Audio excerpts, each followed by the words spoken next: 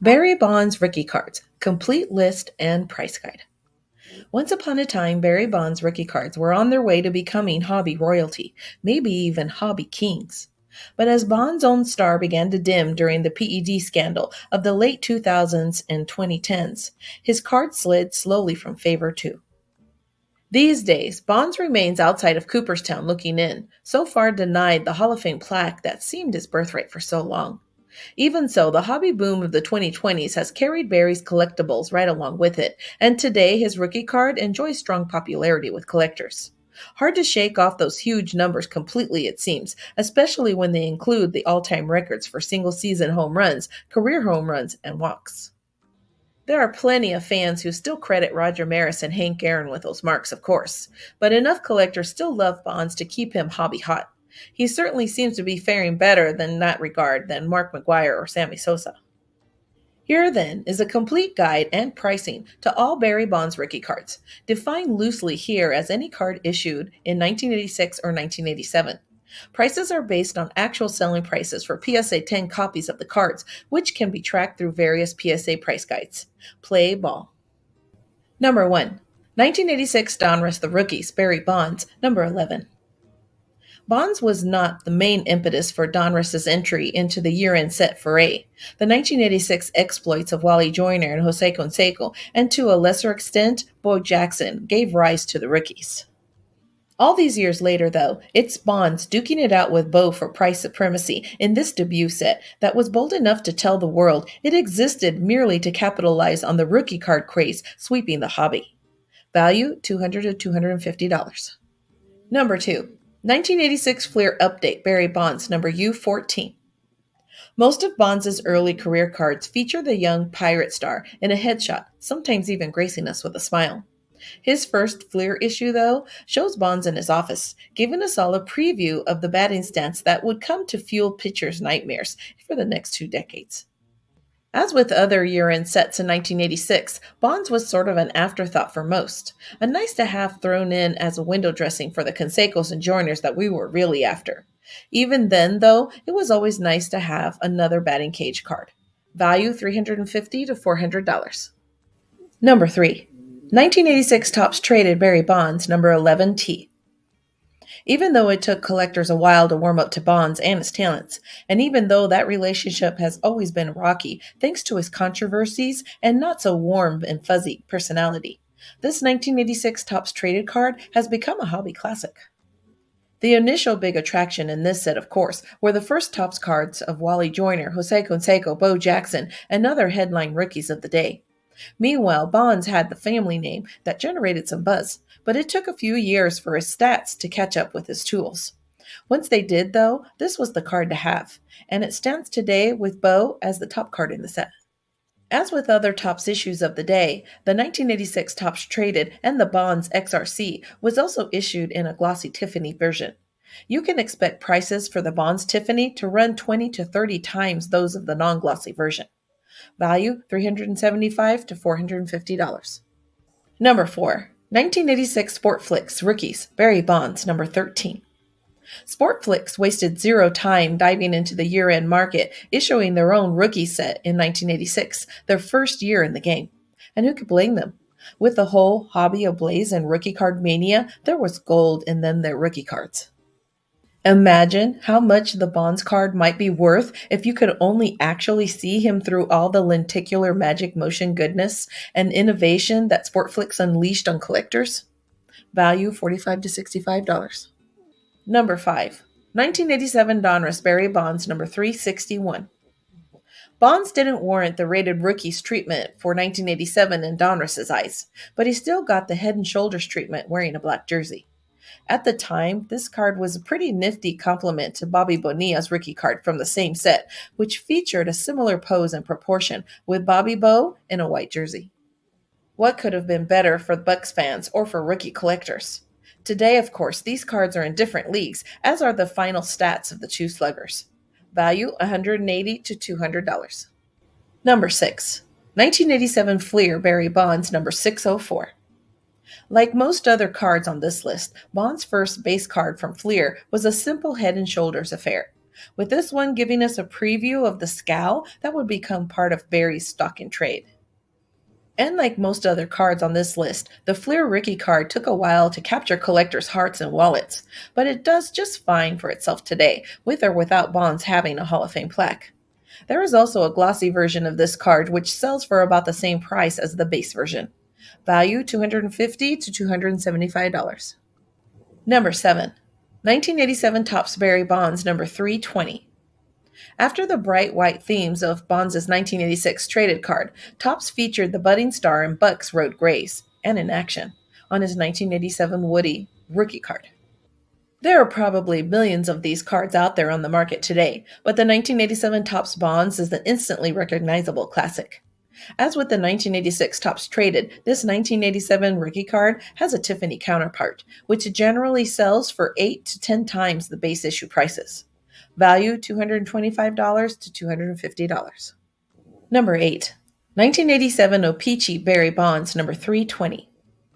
The Canadian version of the Bonds rookie card seems to be much less plentiful than its Topps counterpart, with PSA having graded only about 1,100 of the O-PEE-CHEEs as of February of 2022, compared to more than 17,000 of the Topps version. Market prices tend to reflect this relative scarcity, making the O-PEE-CHEE a key if your goal is to collect all of Bond's rookie cards. The good news is that while the PSA 10 prices are foreboding to mere mortals, prices fall to more earthly levels at lower grades and raw. Value $18,000 to $20,000. Number 9. 1987 Leaf Berry Bonds number 219. As with the O-PEE-CHEE Topps pairing, the Canadian version of Bonds' Donruss rookie card is much scarcer than the American version. Indeed, as of February 2022, PSA has graded nearly 27,000 of the Donruss Bonds cards, but fewer than 1,700 copies of his Leaf rookie. Accordingly, the Leaf version carries a significant price premium in most grades. Value $2,000 to $3,000. Number 10. 1987 Classic Yellow Update, Berry Bonds, number 113. Part of a 50-card update to the original Classic set that was issued in conjunction with the board game, this Bonds card pretty much went unnoticed for much of its existence. But it's a nice-looking issue that turns out to be limited by the standards of the day, and an announced print run of 150,000 sets. Of those, about a third were mistakenly issued with greenbacks, while the other 100,000 feature the corrected yellowbacks. High-grade copies of the greenback bonds sell for about 10 times the value of the yellowback versions. The prices I'll state next are for yellow. Value $150 to $200. Number 11. 1987 Donruss Opening Day Berry Bonds Era, Johnny Ray, number 163. To show you just how much Bonds wasn't among the most hyped rookies of the day, Donruss issued their first batch of the opening day set with Berry wearing a black jersey and looking just like Johnny Ray. Donruss quickly corrected course, leaving us with one of the most scarce and valuable era cards of the 1980s. Value $3,000 to $5,000. Number 12. 1987 Donruss Opening Day Berry Bonds corrected, number 163.